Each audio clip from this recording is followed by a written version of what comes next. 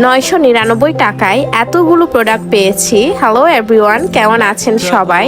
Last time mirror কর্নারটা decor করেছি, শেয়ারও করলাম আপনাদের সাথে। আজকে এই কর্নারটা ডেকোর করব।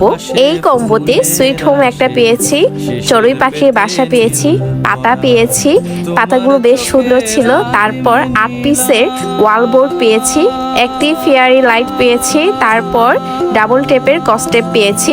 এই কম্বো নিয়েছিলাম পোস্টার গ্যালারি 2.0 থেকে। Thank you so much.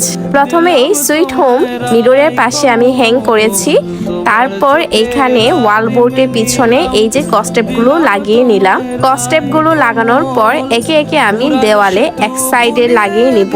খুব সহজেই কম সময়ের মধ্যে আমি একে একে সব লাগিয়ে নিচ্ছি। যেহেতু আমার দেওয়ালের কর্নারটা একটু ছোট, তাই অনেক চিন্তা ভাবনা করে আমি এইভাবেই অ্যাপ্লাই করলাম। টোটাল 7টা অ্যাপ্লাই করেছি, আর একটা আমার ছোট বোন নাকি নিবে, তাই আমি ওকে গিফট দিয়েছিলাম।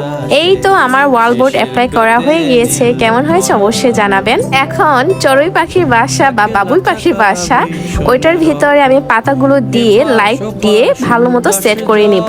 আজকে কর্নার ডেকোরের এটাই হলো ফাইনাল লুক। কেমন হয়েছে অবশ্যই জানাবেন। ওই যে সুইট হোম আমি আয়নার পাশে হ্যাং করেছি, লাইট অফ করেছিলাম, দেখতে বেশ ভালোই লাগছে। এই তো আজ এই পর্যন্ত। সবাই ভালো থাকবেন, সুস্থ থাকবেন, টাটা।